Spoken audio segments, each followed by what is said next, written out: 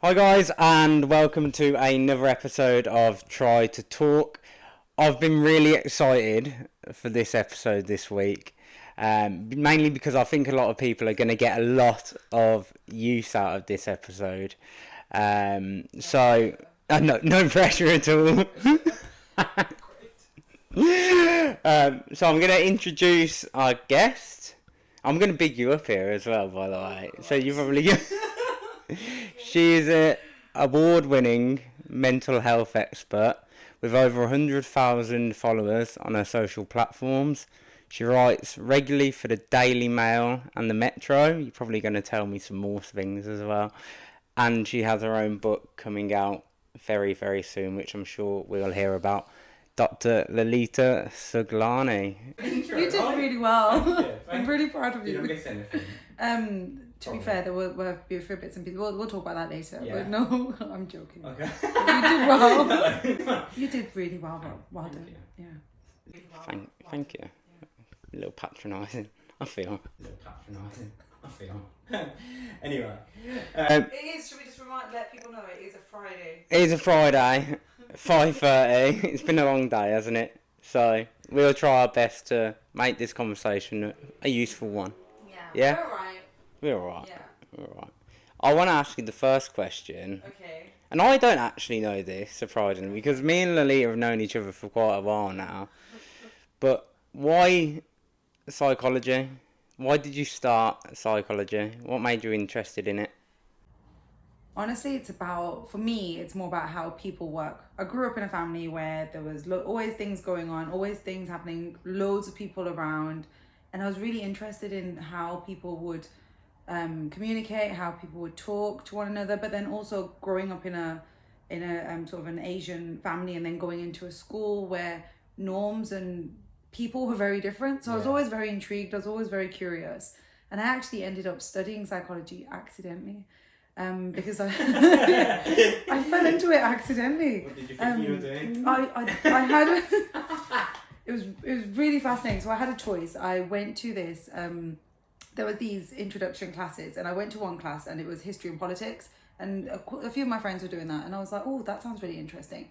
Then I went to this psychology one, and the tutor, she said dolphins sleep one brain hemisphere at a time, which I found really interesting. And I was like, what? Like, this is really interesting. And that's why I chose psychology, because of that fact. That's actually why you chose. For that simple fact. Because of dolphins. Because of that one fact. I was like, this is really interesting. And I felt like it just spoke to me. Like, it was very deep, very interesting. And I was like, okay, I want to do this. And then I went on to study at university. Then I did my master's. And then I wanted to study it further. So I continued. Yeah.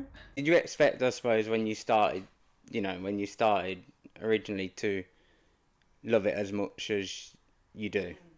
No. When I remember when I did my master's, that was the first time as part of the course I had to have my own therapy. Yeah. I was like, I don't need to talk about anything. There's nothing going on for me. Like, I don't need to go into therapy. And I went into therapy thinking, I'm just going to tick the box and that's it. Yeah. I'm going to do what I need to do.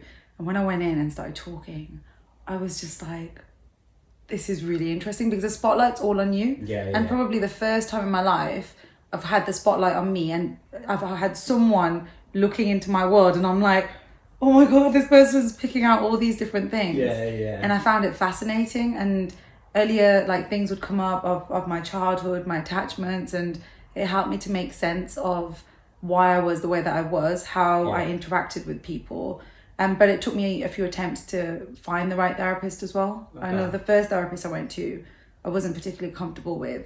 And they kept looking at their watch. So they might have been doing that for whatever reason, but it just made me feel really uncomfortable. So I shut down. But when I explored it with the next therapist, this whole idea of shutting down and what was going on for me, it was me not feeling good enough. So I've been on my own journey.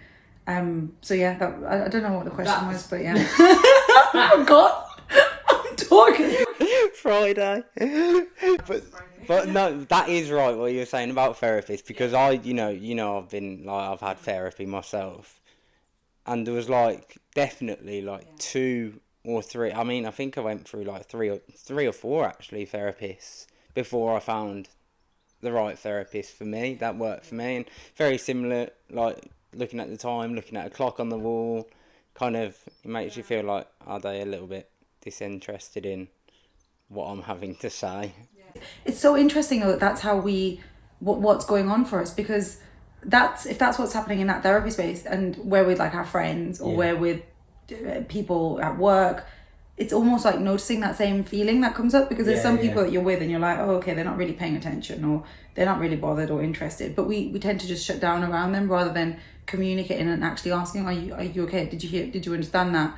Because I think sometimes that's where then you've shut down because you've made that assumption, but they might just be like hungover, or they might be in their own little world, a baby, have had a very little sleep, or you never know, do you? Exactly. But this is the interesting thing of how we work as humans. Yeah, and that's really what got you actually into it, how humans do work and how they process everything. So I don't know if you want to talk about it, but I'm gonna ask you anyway. You talk about, like, if anyone that knows kind of your work and what you talk about quite a bit, you talk about your inner child quite a lot, because that has a big reflection on how we are now as adults. How was your childhood like? Because you seem very self-aware, very self-secure, but I don't know, have you always been? You think I'm self-secure? Wow. No, I'm joking. You come across it like it. It's a lot of work. Some days. Some days. I'm just a normal, imperfect human being, and I think sometimes people put like therapists on pedestals, and they think that we have it all together and that we know everything, but we don't. We're just like everyone else. We have our own lives. We've been through things, and things come up for us. So I still have my own ongoing therapy, and I think it's really important because things do come up week to week. With interactions, and it's important that you are aware of, hang on, what's going on here for me, what's happening in my internal world, but it helps you to grow. So next time you're in that situation, you're managing it in a very different way. So I think for me, growing up, I was very confused. I didn't really understand things, and I was the why child. I was the one that was always curious, that wanted to know more, and growing up in a family where it was very different with females and males. So I was always very confused why females were treated in a very different way to males, and that would have an impact on my self-worth, because I had two little brothers and they would be asked to eat first and with my grandparents, and it was a very different world. So I'd go into school and we were told we weren't allowed to cut our hair until a certain age, and we weren't allowed to do certain things until we were a certain age, or almost like when you get married you can do this, or when you do this that's what's going to happen. So there was always rules, or when you get to this point, that's when then you can do things. So that's what you lived for, that's what you thought you needed to live for, until you got to a point where you started questioning these things, and you're like, but hang on, but why? And I was the why child. So I was, as a child, I suppressed that part of me.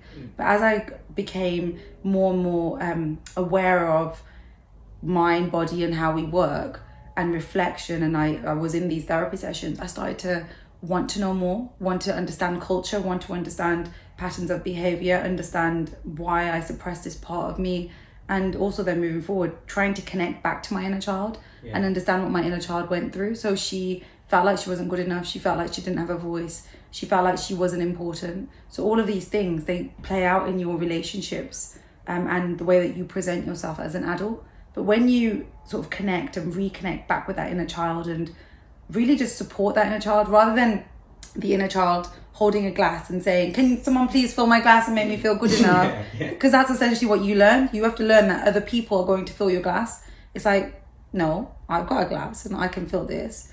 But I didn't know that. I didn't have the tools. So your culture and how you were grown, like brought up, where you felt like suppressed and you felt like you didn't have a voice, has that made you want to work harder or be better, or have you actually just thought, I want to know more about myself?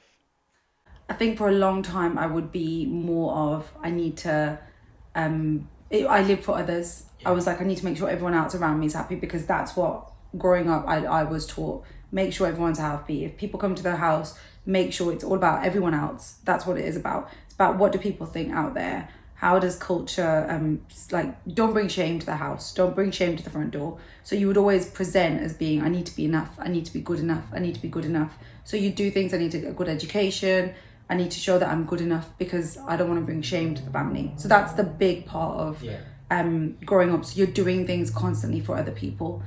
And I suppose when you realign back into and understand your journey, well, my journey, when I've gone back and I've understood, it's like, I don't need to do this for other people. And actually, what will people think? What will people think? And why is it so important that we hold so much judgment on what other people think? So when I see this and when I hear this now, I'm like, but it doesn't matter. Because why are we living for others? And it's others' views. Yeah. So I might be talking to you now. We're having a conversation. And I'm like, oh, Rob, what do you think about, I don't know, football? And then you say, oh yeah, I love football. And now I'm like, oh, I need to know more about football now. But you might just be saying that because, I don't know, you're just saying it. Yeah. I might not actually love it. Yeah, do you like it, by the way? Yeah, I love it. Okay. So anyway, that's what might happen. So there's a miscommunication there. So I'm assuming something that isn't actually there. So now I feel like next time I meet you, I need to know all about football. Yeah. It's a really bad example, but what I mean is, So, you get the premise. Yeah. Yeah. I completely understand what you mean. But do you know you're saying like, you feel like you always had to, you weren't good enough and you always had to be good enough and you had to try harder. Do you still have some days now where you feel like, I don't feel good at, like imposter syndrome and stuff like that, when you're going into doing things? Do you feel like that quite often now? Yeah. Like, it doesn't take over my life, but I feel it. Like, I know it's there. So it's almost like I have like this, if we think of it like the angel and the devil, it's like the imposter syndrome sits there. Yeah. I don't get rid of the imposter syndrome because the imposter syndrome has allowed me to be who I am, but it doesn't take over. Yeah. It's not the most powerful part of my brain. It's there. I know it's there and I can regulate it and I hear it and I know what it's trying to say. But it also, I understand that it comes from fear. So there might be some days where there's a lot going on and I wake up and I know that I have to go and talk or I have to go and do something. In the background, I've got the little imposter sitting there like, oh my God, what are people going to think? You're talking about this and you're saying this and what's this? But it's like, it's learning to manage it and not letting that become the louder part of you, because that's where then you feel the anxiety and then the anxiety comes over. Yeah. So for me, it's not that you can ever get rid of that part, but you become stronger in yourself. From a I don't know if you know this or not, but from a scientific point of view, you learn those behaviours as a child and then you carry them into later life, or those feelings, emotions. Do you actually ever get rid of them, or do you have to learn to just manage them? I love the way you use the word you just have to like learn to live with them, because it seems like it's really exhausting and it's like it's hard work that we have to learn to live with it. But it's also, I feel that when the anxiety is there, it's learning to communicate, it's learning the language of your emotions, because as a kid, well, for me, I didn't know that I was feeling anxious. I didn't know that I was feeling worried or I was feeling sad. And I was always like, just get on with it, just get on with it, just get on with it. So I never really understood the language of what I need. Whereas now, I understand my feelings. So I have reflection space, and I think reflection, meditation is so important to have that space away from busy life, because that's where then you get to really just touch base with where you're at and what's going on. But if I'm feeling a little bit, I don't know, anxious about something, then I can give myself what I need. So I might be like, actually, I'm just going to go on a long walk this weekend, or I'm going to do something that I know is good for me. But also not just doing things to like cover up the anxiety, but also regulating it and making sense of why is it there and what's coming up. Yeah. And it, don't take this wrong, but it's quite refreshing to hear you say that you get anxious. We can, I'm sure, loads of people watching it. But you do. But when you hear a doctor of psychology, you think, oh, she must have all her stuff together. Like, she must not, be absolutely... I hear that so much. I hear that.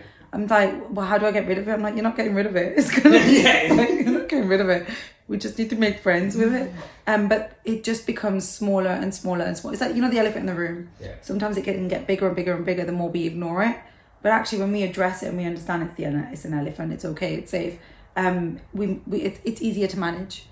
Yeah.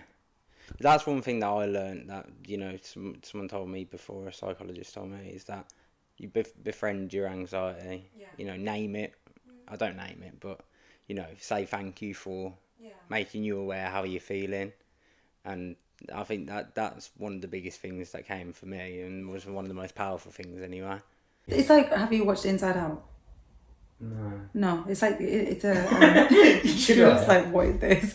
It's a cartoon and it's little characters, but there's fear, there's joy, and it's interesting because that's how you can imagine your little emotions in some ways, and your little characters. So it can help because you externalize it. It's still a part of you, but you externalize it, so it helps you to manage it. Yeah. Did you work on Inside Out? Are you just trying to promote it? No, I didn't actually, no. By the way. Well, just adding that in there. No, I didn't. Okay, cool. I'm just checking. Obviously, you've got some interesting things coming up in the pipeline, and I know you talk a lot about high functioning anxiety. Yeah. And for the reason of this podcast, I want to know more about what it is and how can you challenge it.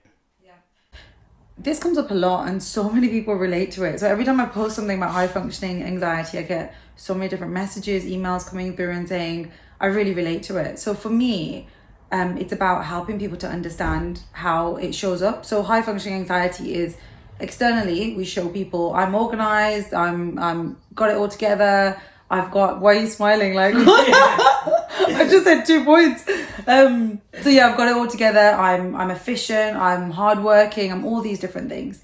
But behind the scenes, you're really stressed out. You're overworked. You're over responsible. You're feeling exhausted, tired. But people don't get to see that side. And it's like, I always explain it like like a duck or a swan, and the swan is just like gliding. And when you see like the swan, they're just gliding along the water. And they look really like they're relaxed, they're calm, but underneath they're like paddling. And that's exactly how I envision high functioning anxiety, because behind the scenes, there's so much going on, but we don't share that. We don't show that part to other people. Instead, we've learned to be high functioning because we don't want people to judge us from that perspective. Does that make sense? Oh yeah, 100%. And I think we were talking about this the other day about me playing golf or training? I can't remember. It was one or the other. But saying that I feel really guilty. You said when you were lying down. Lying down, that was it. Meditating. Yeah. So when you were meditating in the day and you took 10 minutes out, you felt guilty. Yeah. Do you want to elaborate on that? No, I mean, I don't know. I do. Yeah, I feel like I should be doing something more productive. Yeah. And I know exactly what you're gonna say, that having time for yourself is productive. Yeah. But it's and I think a lot of people probably would relate to that as well, that being just lying down for half an hour in a day, although yes I do it, I do feel guilty for it, and I don't know why that is really. And I think it's sometimes like it's a belief that you grow up with, is that you have to keep working, and in order to work you have to be working all hours in order to be successful or in order to be good enough. So you're always focused on I need to be, and when you stop it in your mind, you're like, but I've got to do this, I've got to do this, I've got to do this, I'm a bad person for not getting it done. Or so it always links back down to I am. So I am, what are you? If you're not working, what does that make you as a person? So do we associate success, hard work, to how we are as a person and how we show up day to day? I think most people would think that success is determined by the amount of time they put into work, wouldn't they? When it's not. It's not. No, but it's not. No, I was kind of asking you, but that's not right. No, what makes you think it's not right? Because if you're not performing at 100% yourself, and you don't feel 100% in yourself, sure, you know, we may not feel ever 100%, but if you don't take enough time on yourself to, you know, go to the gym or to meditate or to learn and read and do all the things that we should be doing every single day, eventually you're probably going to burn out or simply not enjoy your life or the person that you've become. Yeah, because you said should be, like we should be doing these things, but who tells us that we have to be doing these things? That you need to get up at 5 a.m. You need to then go to the gym. You then need to go to work. You then should be working 10 hours, because if you don't do all of these things, then you're not going to be successful. Sometimes I think we put so much expectation on ourselves that we should be doing this, we should be doing this, next thing. And it's comparison, and it can also mean that we then feel that we're not doing enough. We should be doing more. And that's why we're not as successful as we should be. So it's almost like, what are we trying to chase? And are we really looking after ourselves and our mind, body? Are we really reflecting on our intentions of the day? Because you can keep yourself being busy, but are you really focusing on the things that you really want to do? Does that make sense? Oh yeah, 100%. And that's really interesting, because from my perspective, I always look at it like, you know, to be happy in yourself, you need to be going to the gym, you need to be meditating, you need to be going for a walk. But what do them things do for you? Obviously they release, you know, certain chemicals, endorphins, make you feel good, make you feel happy. But for some people, it might not do the same thing. And I've never actually thought about it like that. Yeah, I know people that hate it. Them, you know, you need to, because it can make you feel better. It actually might make them feel more anxious.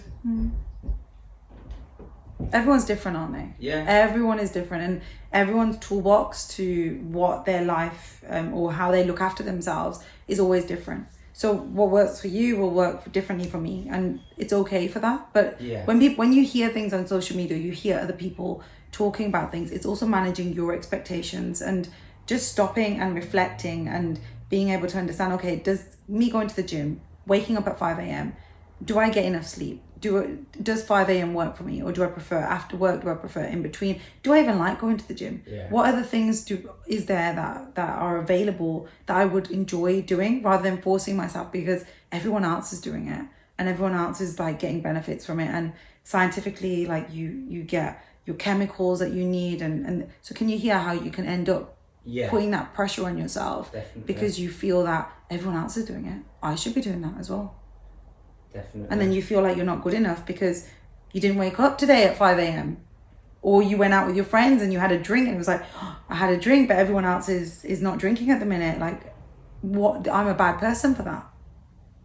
Yeah, it's putting too much of an expectation on yourself, pretty much. Yeah. And when we stop and we're with our thoughts and we stop and we really just reflect on what is it that makes us feel good, or what are some of the things that we enjoy doing, that's where we get real clarity. That's where we get real clarity of what is it that works for us, what is it that doesn't work for us, what do we feel. But sometimes we don't give ourselves that because we just keep ourselves so busy. Even like during COVID, that's where some people just came to a complete standstill, and they've really struggled because they were in their own heads. They didn't have work to do, there was no distractions, and they've really struggled with their mental health, their well-being. And you weren't allowed to go out. Boris gave 30 minutes, so that's all you were allowed to do, and it was really hard, really hard, especially if you were furloughed as well. You had all this time, but you had so much going on up here that you've never addressed or understood because you were just busy. Yeah, I love talking to you about this. I actually do. I could talk about it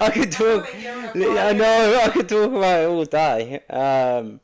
And it's just so interesting because actually when you talk about things like this, you do start to, even like, you know, being really passionate about it, you do start to think about it in different ways as well.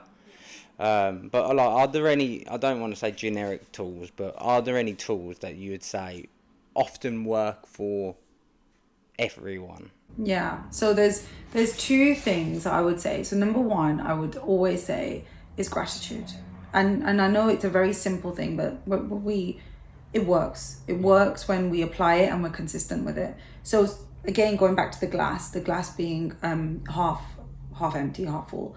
If I'm looking at it and I'm like, oh, but I don't have this, and I don't have this, and I don't have this, I'm constantly seeking the things that I don't have, but then I'm not focusing on the things that I do have. So there's so many things in the world that we have, like we have a roof over our head, but why? Why are we so grateful for that? You have your siblings, why are you grateful for that? You have your family, why are you grateful for that? But the why is really important because it helps you to go deeper into understanding, not just naming things, but it's like you really try and understand the meaning to why you're grateful to have it in your life.